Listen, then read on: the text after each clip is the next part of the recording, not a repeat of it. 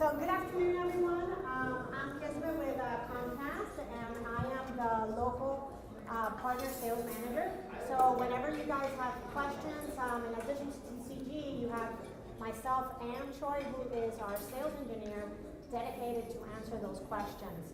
And today, unlike all the other lunch and learns that you've seen, I am going to turn it over rather early to Troy because we have some exciting news on a new product that we have, and he's going to be the one spearheading this presentation. I'm still going to be available for questions, and at the end we'll touch a little bit on our SMB product line, and especially some of the DOCSIS 3.1 and the higher speeds of bandwidth right now being offered, and maybe some of the new areas that we've added. Okay, so here's Troy. Thank you, Kismet. So like Kismet said, Troy Mayer, manager sales engineering, live in South Florida, handle the entire state of Florida, also manage sales engineers throughout the Central and the Northeast division, so kind of a dual role for me. Essentially what we're it is exciting times. I mean, Dan and Kismet both said it, exciting times at Comcast. We have recently launched and in the process of launching multiple products that I think once they're full to market, that you guys are going to be able to take great advantage. Your customers are going to love it. Kismet talked about some of the SMB products. It ties in nicely to some of the stuff that I'm going to be talking about with our upgraded DOCSIS 3.1. Everybody knows DOCSIS platform and cable technology, right? Upgrade from DOCSIS 3.0 to 3.1 is giving us the capability of having speeds up to 1 gig on our coax product, right? Available in the Florida market for you guys. I think we're about 60 to 70% complete with that upgrade with all the head ends. The rest of the head ends are coming in later this year or into first quarter, January, February timeframe for all of it. So again, a great product. We'll cover some of that. But with those speeds and with some of that technology upgrades that we're looking at, the exciting product launch for Comcast right now, if you guys haven't heard, is our SD-WAN product launch, right? What? SD-WAN. Anybody in the room ever hear of SD-WAN? Who actually? What does it mean? What does it mean, and who has sold an SD-WAN on potentially on another carrier? Don't be embarrassed if you don't. It's okay. Software-defined wide area networking, right? The capability of if you're handling the customer's network for them, the customer, their IT, essentially the capability of managing all of their network at one location, or from one spot, from one portal, whether that be, and we'll run through a kind of a demonstration of that, whether that be from a PC or from a mobile phone app, right? The ability to layer on and stack different feature functionalities, firewall, VPN functionalities, right now, and who knows in the future what some of these other applications are going to be that are going to be able to be taken off of the customer's side of things and put into the SD-WAN portion of it, right? So, kind of just jumping into the presentation, and is it in? There we go. And we'll kind of hopefully fill in, make it interactive. If you have questions, from the base of the SDN, software-defined networking, which is kind of the core of what SD-WAN rides on top of, right? So SDN is the actual technology, what's kind of powering everything. SD-WAN is an application that is one of the first ones that's riding over the software-defined networking aspect of it. So I want to start off kind of talking about what is Comcast doing. So again, by the show of hands, there weren't very many of them that do have experience selling SD-WAN with other providers, other carriers, whether it's a carrier, maybe an over-the-top like a big leaf type application or something like that. So from Comcast, we have actually started kind of at the bottom layer and built our own SD-WAN, SDN, active core is what we're calling it, So it's embedded into the fabric of Comcast network ourselves. So we're not outsourcing any piece of it. The orchestrator that we're using actually sits on our equipment, sits within our core network. It's not something like other carriers are using that they're actually having to go out to a third party, to a data center, come back into the network, and distribute the content that way. We have chosen an orchestrator, worked with the company. If anybody's heard of Versa Technologies. Versa's the software, that's kind of the engine behind it. But again, our orchestrator, different than some of the others, sits within our fabric. Okay, as does the digital experience. We call it digital experience. Essentially, it's the portal, the customer portal that you can get in, monitor the health of the network. We have some other slides and get into that a little bit deeper. But again, the controller, the OSS, the BSS, everything that is needed to control that customer's experience in an SD-WAN sits within the Comcast network. Keep it high level. We could spend obviously 2 or 3 days talking about SD-WAN from a technical deep diving into it. But essentially, again, talking about the SDN, a lot of different virtual network functionality. So you see a lot of new terms coming out in telecom. We love telecom terms. So VNFs, virtual network functionality. The first one here is kind of being the SD-WAN portion of it. Essentially giving connectivity, think of it like a VPN, connecting all the locations together, doing some IPsec tunneling, giving secure connections within the customer's network. Right, so that's one of them. Down the road, layering in a hardware-based or a cloud-based firewall, a Meraki firewall or something like that into the customer network and be able to distribute that security across the network and manage it from a single pane of glass. And then just kind of open, the last one and see, again, who knows next year at this time, 6 months down the road, what other network functionality that we're going to be able to roll into it. You guys have sold Comcast, from our standpoint, we like to start kind of basic, right? And use it as building blocks, kind of build up to what it's going to be. So it is it's entry level. I mean, granted, we are there, but we do have a path, a growth path to get us to really encompass everything about SD-WAN and all the feature functionality that we can support on it, right? Again, virtual is customization on the fly. The customer is able to log into that portal, take a look and see what's going on within their network, make changes, find out what application, whether it's Facebook or Spotify, what's slowing the network down, allocate bandwidth to it. A lot of different things that we're going to be able to do for the customer or allow them to do within the network that we haven't done in the past. So what Comcast sees as, how are we going to market this? Who's the customer base that we're going after? We're not necessarily putting this up here and saying that we're going to go after every embedded MPLS network that's out there.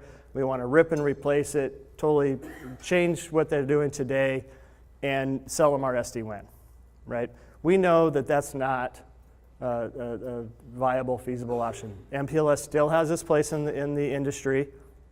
We want to complement it. Existing MPLS networks, right? A lot of them are built on T1 technologies from older providers. To buy, first of all, you're going to be capped at a certain bandwidth because it is over T1 technology. You can only add so many T1s into that network, right? The availability of copper, if it's coming over copper facilities into a building, you run out of copper facilities. So there's a lot of limiting factors in a MPLS network to be able to scale and grow that type of a network, right? So what we're saying is, let's go talk to the customers that have these MPLS networks that are having some difficulties in expanding the networks. They're getting bogged down on the traffic. They're not able to segment certain types of traffic, their voice priority traffic that's on there versus their guest Wi-Fi traffic. Well, by us layering in Comcast SD-WAN over the top of that and working in concert with their existing MPLS allows them to, for one, have redundancy within their network. Here's another connection in that if the MPLS goes down from a particular location, if you're having issues, we can route it out over either our fiber-based product, our EDI, or our coax product. And this is kind of where, it's exciting for us taking that DOCSIS 3.1 that I was talking about up to 1 gig on coax and layering that into an SD-WAN that's offloading some of the traffic from an MPLS network onto the SD-WAN is a very powerful positioning point that Comcast has, right? So either replace, again, not replacing is great, but also replacing can be expensive. There's a lot of time, but why not complement what they already have in place? We know that there's a large embedded, a lot of the carriers that have MPLS are not necessarily rolling out SD-WAN because they don't want to tear down what their existing revenue stream is. So we have nothing to compete with that. We can do it side by side and work with them. And for those of you that have sold that MPLS network, we're not saying, stop your revenue stream either. Let's complement it and let's do what's right for the customer. Again, secure location network between the locations. We're doing that via VPNs, firewalls. The current firewall that we have in place right now is just a network-based firewall that's sitting at the customers as we grow and add additional products into it. Again, talking to Fortinet, to Meraki, some of the other hardware and or software-based firewall providers that we're going to be able to roll into the fabric of our SD-WAN. Comcast differentiators, we talked about bandwidth already. It is a cloud-based, going back to that first screen, everything's within our network, being a cloud-based orchestrator. And then really, when we talk about the digital experience, again, from a customer to be able to pick up their cell phone, their smartphone, and manage their entire network from that device is huge, right? Again, they can't change the bandwidth that they're getting right now on their coax or on their fiber, whatever they have. But one of the future releases is that we're going to allow the customers to do on-demand bandwidth increases or changes.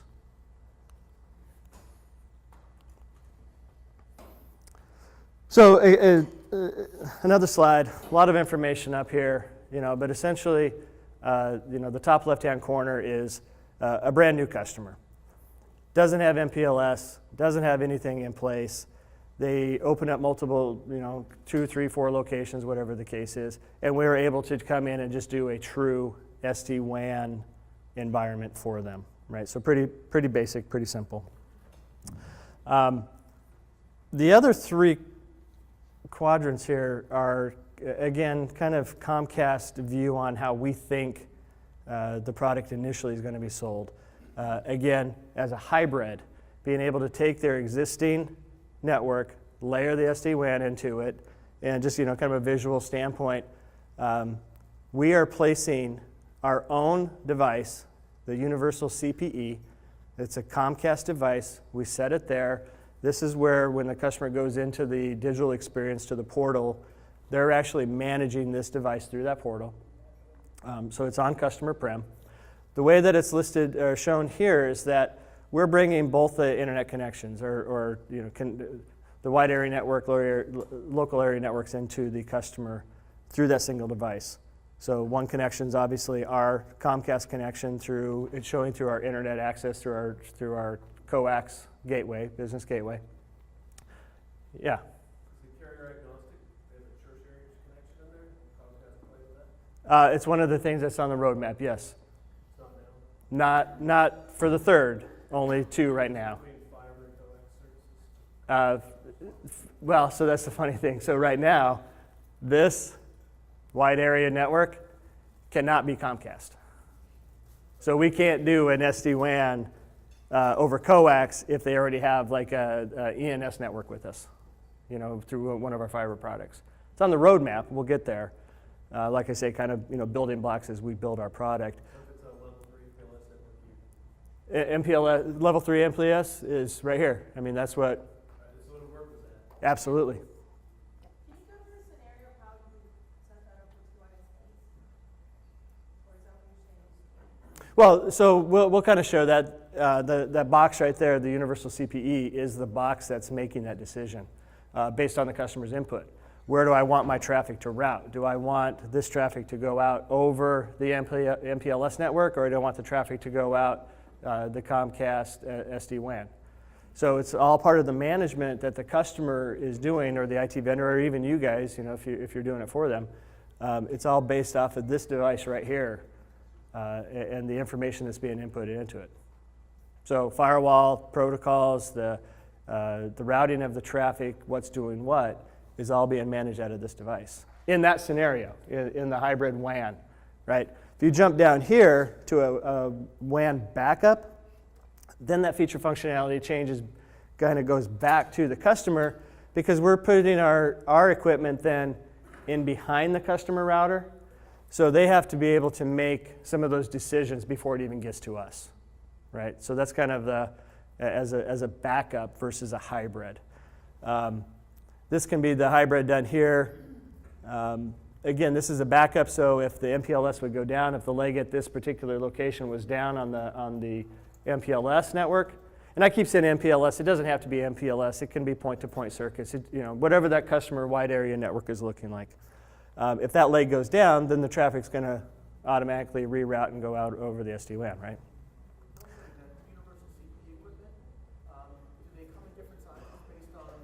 It does. Great question. Great question. So if you guys didn't hear it, we have 3 different sizes: small, medium, large, just based off of the number of employees. That is it a 3-man shop, or is it a 200? So sizes, there are 3 different sizes of that box that we set out there. For example, the gig circuit, one of the two. So you have, let's say your Comcast is your cable modem service. Yep. And then you've got a gig circuit or 100 meg. Obviously that takes more horsepower than a 10 meg circuit or a T1. Absolutely. Yep. So those are all the conversations that you would have in this case with me when building the opportunity to right size what the equipment's going to be for what we're going to deploy. And if I can interject, based on the equipment or the size, that's really where the price is going to lie. Because I know that question is probably going to come up soon. How much does it cost? So based on the equipment and what the customer need is, then it's going to be the price. So it could be $250 for customer A, because their needs are different and they have small equipment, or $350 for customer C, because their needs are different. Saw another hand going up over here? Yeah, I heard a question back here. I don't know if that's answered. Work with other ISPs too, so I've got second and third internet service provider circuits in there. At launch, no, but it's on the roadmap for a dual ISP coming out in probably January, February timeframe. So it's a roadmap item. So the lower one here, again, there's going to be an opportunity for this one. It's the high availability, the backup, where we actually set 2 devices out there, link the 2 devices together, give the customer high availability. So if they lose one of our boxes, the other one will know the full routes, everything that it needs to still make those decisions and go out. Right? Can I just clarify something? Yeah. So the one connection would be, let's say, Comcast, right? Mm-hmm. The second connection could be any MPLS provider or private line provider, agnostic. So yes to your answer, right? So this can be anybody. That has to be. This can be anybody. Doesn't have to be It has Comcast. to be Comcast Internet at the end. So you can sell 100% SD-WAN with no Comcast. Let's talk about overlay and underlay, right? So underlay is the network. It's the access getting into the building. It's your T1s, it's your internet, it's your coax, it's your fiber. That's the underlay. We don't have to have any involvement in that at all. We can just sell the SD-WAN. Are we talking about a private network, or are we talking about internet connections? So could there be 2 internet connections and this would replace a BGP type environment? Or is this? So it's doing a BGP or RIP or different protocols. Again, depending on what the customer needs are. Again, single internet connection today, multiple internet connections down the road. But essentially, you're right. I mean, at some point in time, that device is going to be running that BGP, whether the the actual routers on the outside, that you're actually still going to get multiple IP addresses, a block from one carrier, a block from the other, whether it be us or somebody else, and the device is making those decisions. Now, are you using a private AS to, Yes. or, okay, so it Yes. doesn't need to apply to Aaron to get their own? They do not need to apply to Aaron to run the BGP. So they just get a block, if it's like we're assigning one IP to our device and running BGP to the other, to the other side in the customer's network. So George, just to confirm, it sounds like what you're saying is that on the first hybrid LAN solution, that you can put a private ISP line in that box, not use Yes. So you can use like a MPLS for 2020, you didn't mention internet, so what you're saying is that right now it's on the roadmap to use multiple VIAs, but not, if you could run in the first solution. So the first solution is, customer, from a wide area network, whether it's MPLS or, some version of that it's more of a private network. They might be using internet ISP type stuff, but they're doing VPNs over it, IPsec tunneling to connect all the locations, but it's more of a private network, right? And back at the corporate office, they have another big, or the data center, another big fat pipe of internet that's going out there. So they're bringing all that traffic back to a centralized location and going out the internet there. We don't have anything to do with that other than helping it at the local location make those decisions on routing and sending the traffic how it should go. Once it gets to the data center, then the other internet provider, whoever that is, takes over. Universal CPE building the VPN tunnels? Yes. So on one side you have a private network, on the other side you've got a public connection. Yep. Your backup, and that public, and UCPE is building the VPN tunnel for the purpose of emulating a private Correct. network. Yep. Okay. Exactly. Yes. So for now, the pure SD-WAN play, just putting the UCP, that internet connection can be. So it has a local internet breakout that you can do. It wouldn't necessarily be something that, because it's only coming with that one static IP or running DHCP. So it may not be for every customer, right? They may have other applications that they're running, if they have email servers, web servers, whatever running behind it. Other feature function, if they have their own firewall, they just need some pure static IP addresses, then we're going to set another circuit in there and only have their SD-WAN traffic that's destined to one of their other locations go over that. Now, if they want to route some of their, if it's a doctor's office or dentist's office or something that they provide wireless access to, to their customers while they're waiting, and they just want a local local internet breakout out of this, they don't need a public IP address. I don't want to send it out over my other, the other connection. I want to send it out over this one. We can do that now. Yeah, what I was kind of saying is like, okay, so an area like where Comcast doesn't have service, Yep. let's just use, say, Spectrum area. Yeah. Okay. At this point, or is it roadmap, baking, training wheels, whatever you want to call it, to Q1, Q2 of next year? So I couldn't just put like a SD-WAN box over in, say, Tampa. I can use Spectrum. You can, yeah. And you can do that today. I can, but I just can't do the. You can't do the two internet connections. Right. Right. It would still have to, currently, until it's released, you would still have to have a different internet connection over there. But often need like Comcast coax. Yep. Yep.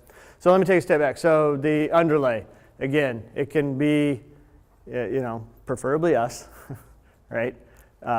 Understanding that if you're doing any one of these other ones, that there's another carrier involved, which is, kind of the spirit of SD-WAN, where you're doing some high availability, you're augmenting the traffic, some resiliency for the customers in with their network. You're not necessarily doing just the pure SD-WAN play. So there you have two connections already. So if you're in an area like we were just saying, if you're over in Tampa or Daytona or something like that, that's Spectrum, or you're in Wyoming where we don't have network, you have options. You can let us source it for you, and unlike our other type 2 or NNI type agreements. On the SD-WAN, when we source this for you, we'll actually pay you for this, right? Not just on the product, but for the bandwidth too. So a little bit different. The customer can use their own. If they already have some sort of a connection in place, we can just convert it and use it, or you guys can go source it for them, and then we'll just layer it on top of it. So kind of, so there's some options. Again, with us sourcing it, doing it, paying you, it also shows up as one Comcast bill. It is, no matter where it's at, whether it's in our footprint or out of our footprint, it will be a Comcast technician that goes out and installs that UCPE. That is our box, designed for us. It'll be white labeled. It's an open source box, but it is white labeled with our name on it, and it will be our technician, no matter where it's at, that will show up and put it in. So, if you run voice over your MPLS, Yep. Does will the UCPE split the packets between the two circuits, or will it select one circuit? Select one circuit. Okay. In the current version of it. Now, if you see, if you start seeing some latency, on the MPLS, and they need to, like you say, start splitting packets. Again, we crawl before we walk before we run type of analogy. There's technology out there that will allow for the split packeting, but right now, it would be if that call started that way, that's where it's going to go. The new ones. It would recognize that the other. It would recognize the new call as having issues and go the other direction. Prioritize. It does prioritize, yes. And I'll show you the different queues here pretty soon. Question regarding the actual, tunneling of traffic in a way. Can you extend, say, the XLAN's dynamic between customer sites, but without using point-to-point static, like dedicated link? Yeah. Can you carry it over the XLAN instead? I haven't seen that yet. One of the issues that I haven't seen it working live yet. I haven't actually been to one of the cities that we've deployed. And we will have, on that note, we will have local, we're picking a bunch of different facilities, and we're actually putting in demo sites in all of our larger Comcast offices across the United States to have a live demo working for you and for your customers, so that you can come in and show them, play with it, break it. This is how we're doing it. So to be honest with you, I haven't seen the live version of it. In concept, I don't see why it wouldn't, but again, I don't know if it's something that is on the first release.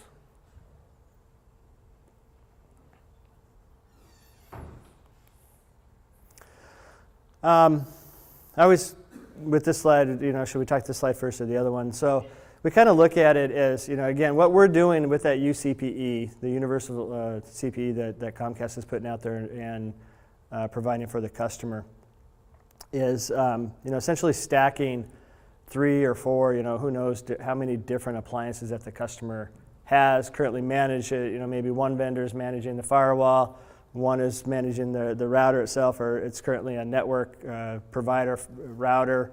Who's doing the VPN, or they do it themselves. Taking all of those components and bringing it into one box, being able to be provisioned and managed through one single pane of glass, through one portal, right? Yeah. Is there a conflict if they have like a cloud-based firewall on their MPLS network? No, nope. They would just essentially turn ours off, and we would only use our firewall for whatever the SD-WAN traffic is for, right? And the rest of their traffic is going to be managed through that cloud-based, through that MPLS already. We just have to tell the device, that traffic that's destined to go out that firewall needs to go out that path. Is the only thing that we'd have to do. So we kind of look at it, in the old days, with the invention of smartphones. Before smartphones, what did we have to do? We carried around an actual, when there was cellular phones, maybe even before, cell phones, pagers, cameras, a big map book for those of us that remember looking up how to get places in a map book. Carrying all those devices. Now consolidated that into one single device, like our smartphones, and that's essentially what we're able to do with our SD-WAN with the universal CPE. So, The firewall offering in that box. I'm sorry? How robust is the firewall offering in So right now it's it's a stateful packet inspection firewall. So, for what it does, it's good. That's why we're looking into Fortinet or Meraki or a couple different ones to do something that would be a little bit more robust, be able to do some of the web-based or cloud-based firewall functionality. So right now it is a stateful packet firewall inspection. So we're going to run a little video here to kind of talk about what we're labeling as the digital experience, right? If to everybody else it's the portal. I want to make sure, it is a lot of time and effort for those of you that have our Xfinity product at home and have X1. The same team that built the X1 platform is who built our digital experience portal. So a lot of time and effort put into it. So it's a video of actually my boss, Lee Burke. I don't know if any of you guys have met him. That Lee took kind of going through the demo site showing some of the capabilities. Again, it's pinned up data. It's not real lifetime demo, but it'll give you a sense of the types of things that we can do.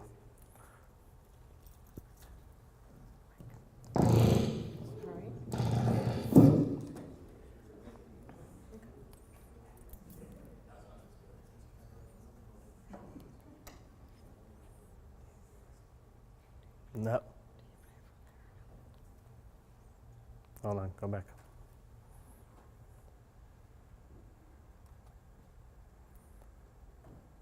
Did it start playing?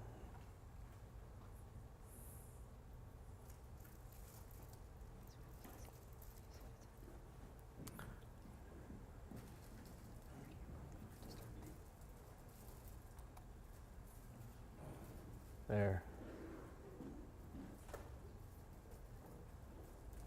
All right, hopefully. It shows that it's playing, but it's not coming through.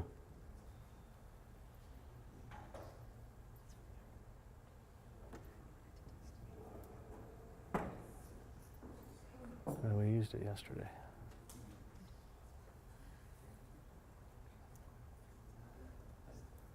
Okay. Don't you love technology? No.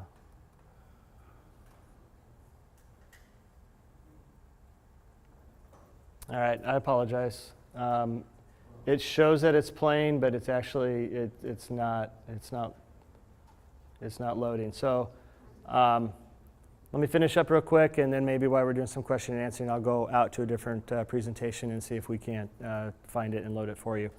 Again, the basis of it is just kind of showing exactly what we're doing, what the customers are capable of doing. Again.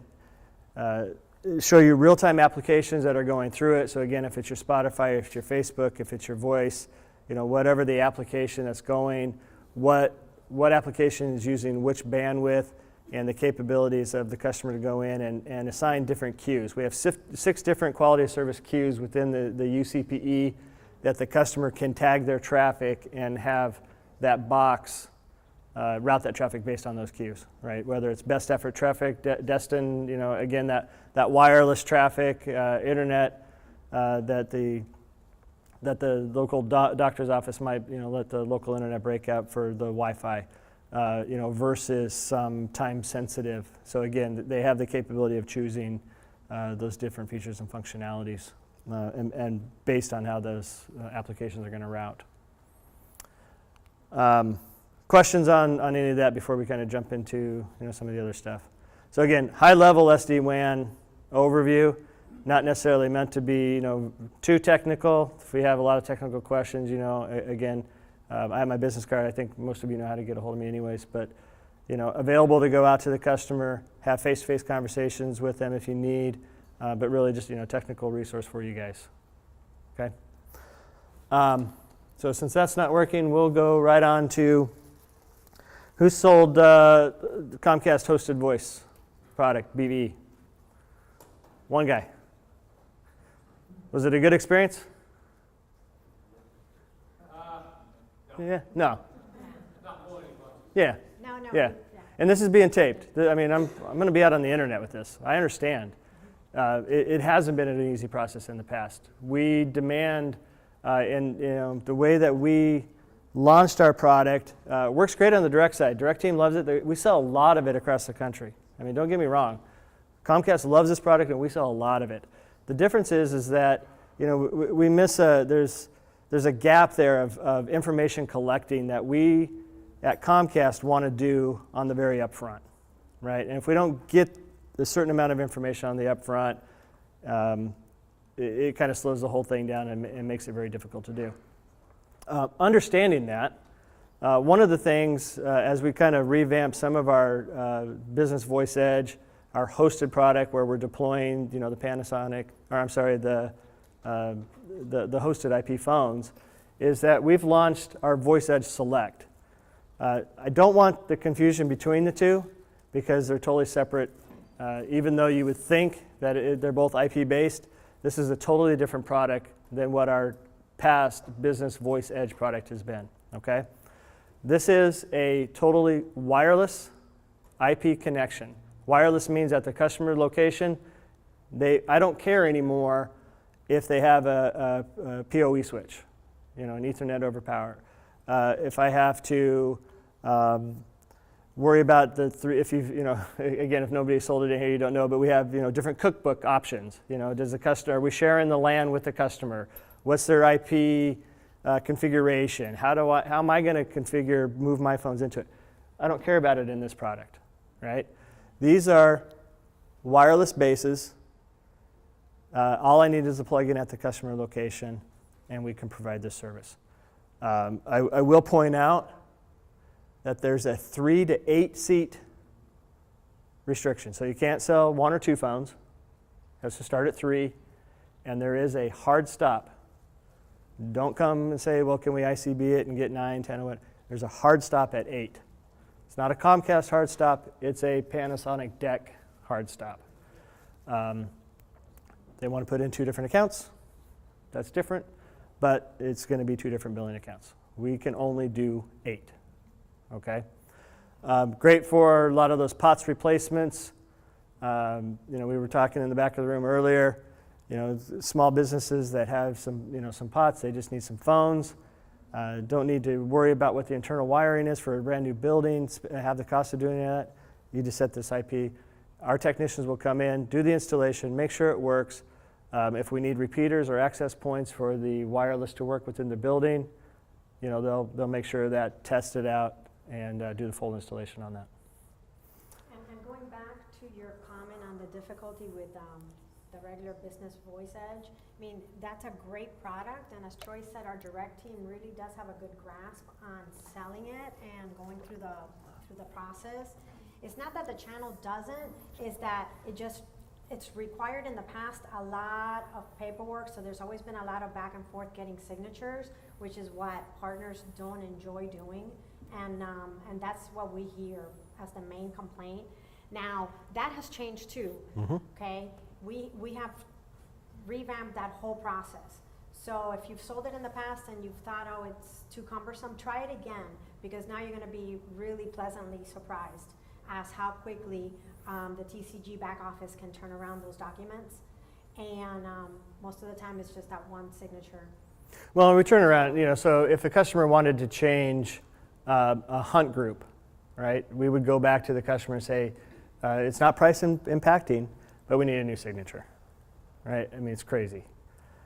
So some of those non-revenue affecting activities that happen during the process, and even some of the lower end revenue, so if they're, adding or configuring a toll-free number or stuff like that, there's things that we can do that we don't have to necessarily go back to the customer all the time to get re-signatures. And that was kind of what I was saying before. We made it very difficult.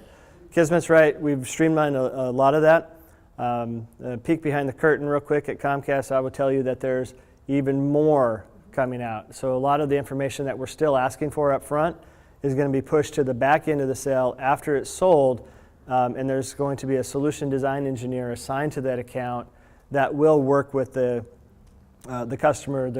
If they have somebody there that, not a phone vendor because we're displacing the phone vendor, but work with somebody there to really understand call flows and how things are working. So that's the next phase of that product, being able to get easier for you guys to sell, ease of doing business with, right? Step one was here. Step two is what Kismet talked about, some of those easy changes. And then the third step is kind of removing all of that from the upfront. And you guys just sell it, give it to Comcast, and then we'll worry about all the other stuff behind the scenes. Do those new signatures impact terms? No. No. Those new signatures most of the time are pre-install. Because they're figuring out Pre-order accepted. everything beforehand. Like they want everything, all the I's dotted before the order gets placed, which is what's driving us crazy. It's like, we know how many seats they want, we know the equipment they want, let's just get the order in and then worry about all this on the back end. Yep. Now the good news, TCG, Ariane, does a great job. He and I work on the deals all the time. He has a great understanding of the current process, and as we move forward, so we've worked out some of those wrinkles. We take a lot of the pain between, Kismet doesn't even know how painful it is for me sometimes, but we work with Ariane and we remove you guys from that, we're handling it. But the process is going to be easier in the future to come out. But back to this product. Any questions here? 3 to 8 seats, wireless IP. Really, it's as simple as when you talk plug and play. This is going to be it right here. Yeah, this is the perfect solution for the SMB customer. That's why we came out with this. Q4 availability, we're in Q4 right now, so we've heard like December 5th, December 6th, so a couple weeks launch on that. Pricing $39.95 a seat. I think there's some promotions that are out there. Like all of our other voice products, it's not a dynamically allocated bandwidth product, so they still have an internet connection from us, a BI circuit or something like that. It's not riding over that circuit. We are giving separate circuit for the voice to ride on. Okay, so for 8 lines, we'll probably put in a 50 meg circuit or whatever to be able to support that. But it does not take away from the other bandwidth that they might be buying from us. It's 8 phones. Is that total per enterprise, or if there's like 3 locations with 5 phones each? The single site. Oh, it's a single site. Single site. So you could do that. All 3 sites have it, but all 3 sites are going to get their own bill. And they can't do 3-digit or 4-digit No. dial or anything. No. No. Go to BVE. Go to That's where regular- BVE that's is. where the regular product, the regular business voice edge would come into play. That $39.99 or whatever you're gonna charge per seat includes the phones? Yep. Yes. Yep. What phone is that? It's a Panasonic. Sorry, it's a little blurry. So showing 2 different versions of the phone if they want more of a cordless, Cost the same? cordless wireless. Desktop? What's I'm sorry? It's the same. Cost the same? Yeah. Yep. Or do they need more of a traditional desk phone? Right. So that's going to be the same. Does have its own mobile app. So much like any of our other, like our BVE product, does have a mobile app so they can route calls from, if they're out of the office, to their cell phone, not doing the call forward, but they can do simultaneous ringing and all the feature functionality of a hosted platform. So that's exciting. I think actually you guys are going to like this one even better, to be honest with you. So if you're selling a lot of our business internet, internet sometimes goes down, right? It happens. We're introducing our mobility. So we're going to be installing a cradle point device and giving them a wireless backup off of that wireless, off of the Comcast cable modem or the wireless gateway that we set out there. You said for the same price? No, there's additional price for it. It's a separate circuit. Sorry, we moved the microphone.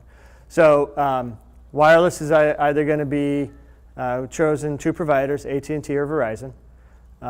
We won't know who that provider is or who the LTE backup is going to be until we actually install the product, because we're going to test both. We're going to see which one we're getting a stronger signal and then choose that carrier at that time. It is a flat rate price for the customer. It's a 10 by 1 bandwidth selection that we're doing, but it's not capped, right? So you can, it's unlimited usage.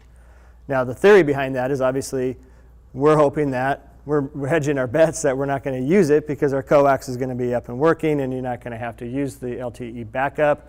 It's not an active. You can't route some traffic over to it.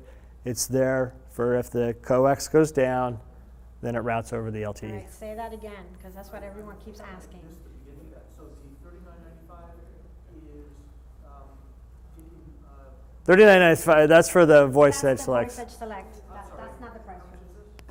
and is the data included? Data Data isn't is included, unlimited data, Yes, right. but they can't just bypass the coax.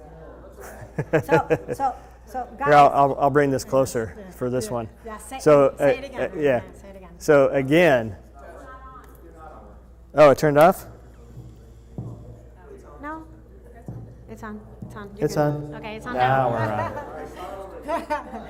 Say it again. So for the last 20 minutes, you haven't heard a word I said. What? It's free. Okay. So, well, was there... So SD-WAN, who's heard of it? We're going back to slide one. So real quick, so we'll jump back to this one, right? So just in case. So 3 to 8 seats, 8-seat hard stop, can't do any more than that. $39.95, separate bandwidth. Yeah, promos available. Again, I tell you how it works. She'll tell you how much it costs. So, you know, again, all the feature functionality that a normal hosted platform comes with, except for the multi-location 3-digit or 4-digit dialing between those locations. Now, between that single site, you can do it there. Okay, so Connection Pro, wireless backup through the cradle point using one of two vendors, either AT&T or Verizon. For the people in the front, sorry, you got to hear this twice. We'll make that distinction of who the carrier is going to be, who the provider is, once our technician's on site, and he'll do a test to find out which signal is stronger for that customer location. Yeah. What about IPs? What if they need an IP on the LTE? That would be able to be provided? So the cradle point will broadcast that through. So a lot of it will just be depending on, I mean, we're talking about our business coax internet customers. So a lot of those guys are running off of DHCP anyways, or maybe one IP. Yep, most of them are running just off of A lot of them are. So, well, the ones that aren't right now, so that inbound traffic coming back to whatever they're doing won't be there. It'll just be outbound traffic because they would have to have a separate, different IP address, you know, configuring it. So it's more for the outbound traffic survivability, you know, versus the inbound traffic. So again, it's for temporary out of service stuff. It's a 10 by 1 circuit that we're putting in, 10 meg by 1 meg, and unlimited usage on it, you know, set price. But again, the thought and theory behind it is it's only a backup. It's not an active. They can't just route whatever traffic they want over it. It's only going to be available automatically conversion over to it if the coax goes down. So, No voice yet. Roadmap. so Is that your same question? Yeah. So again, all the data is unlimited. So when the coax is down is really what you have to focus on. It's only a backup. You know, there's no way getting around and using data on that thing all the time. Okay? It's, again, backup only, and it will be unlimited data so they can send files and do whatever it is they need to do on that 10 by 1 connection. Back there? So is it always the case that if AT&T doesn't have good reception in the area that Verizon does? Most of the time, yeah. One of them will be stronger. So that's why the tech will test it. And whoever is stronger in that building, that's who ends up winning the connection. I mean, it's our connection anyway. The customer probably won't care, right? As long as it works. Okay, so in the case of the recent hurricane, Mm-hmm. you put me on AT&T because they were stronger in that building at the time, but after the hurricane, AT&T has been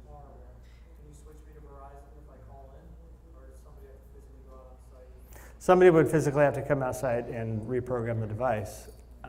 From a move at change standpoint, to be honest, I don't know the answer to that. I mean, It's more of a power outage. yeah. Yep. Yeah.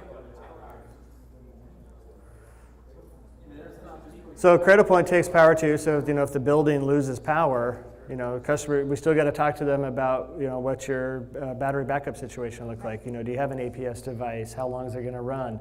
It doesn't support voice, so we don't have to worry about the voice traffic. But how hard is everybody hitting? How long is that device? Our devices do have battery backups, but again, it could be depending on how much it's going to be used. It could be a 1 hour backup, 4 hour backup. Again, just depending on how many people are using it. Sorry? One flat fee. Yep.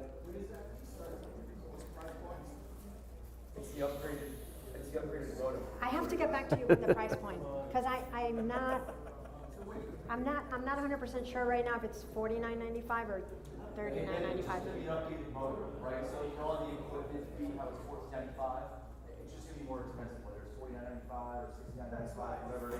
It's just gonna be an upgraded device. Yeah. Separate device with the right. So you'll still have the business wire, still the gateway, and then the Cradlepoint cost on top of that. So that is a launch 12.5. We are launching that product. So when you guys go, TCG guys, when you go to pull down the new configurators, pricing points, that information will be in there. Only currently on our business internet coax product. Not available in the SD-WAN yet. We talked about that. So this is one of the feature functionalities that we're going to be adding later into the SD-WAN. So then you could have 3 different connections potentially in that. But right now it's just on the business internet connection. No other product sets that's going to have it. We're hoping that the EDIs and everything, our fiber-based connections are going to also have it down the road.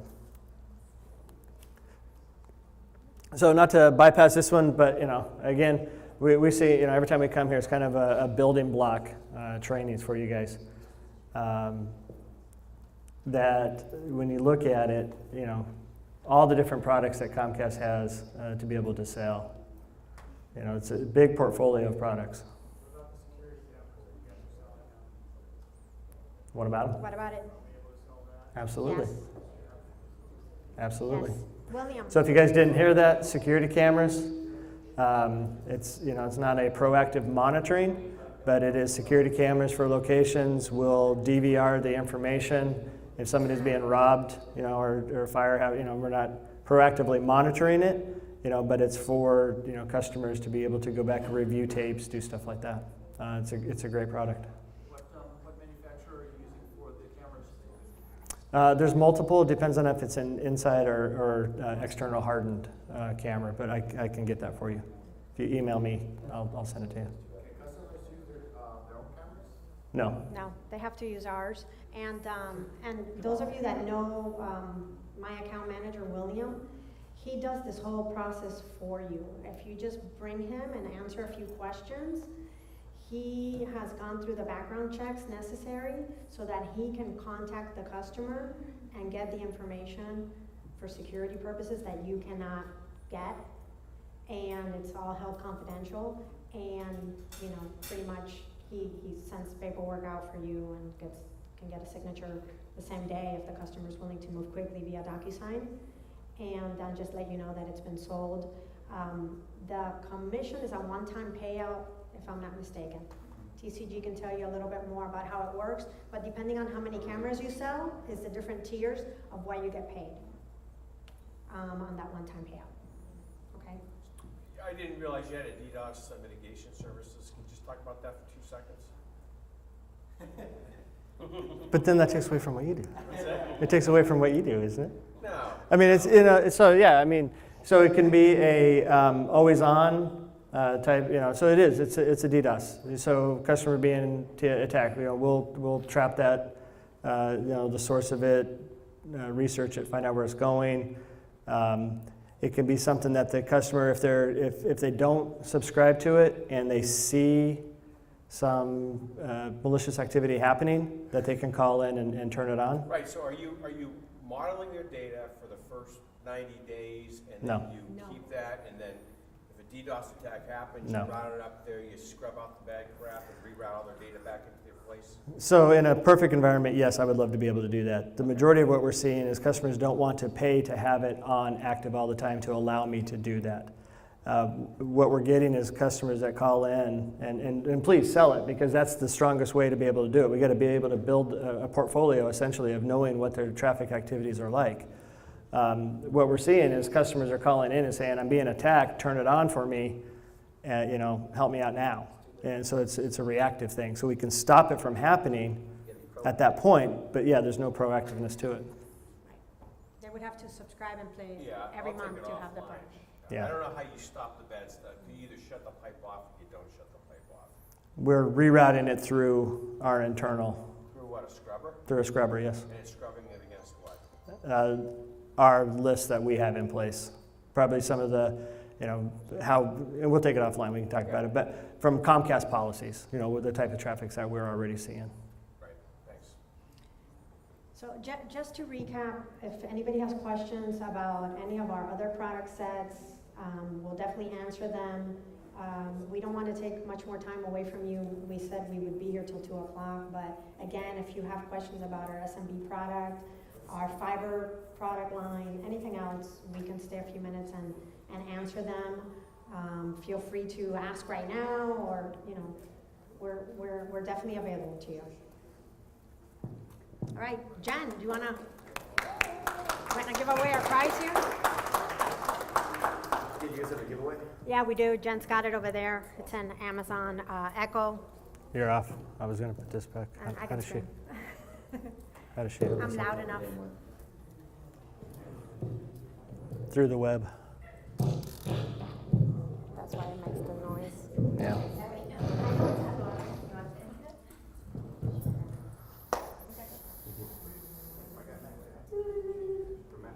Oh, wow. Oh, sorry. If you get mad. Take it up here, Jen.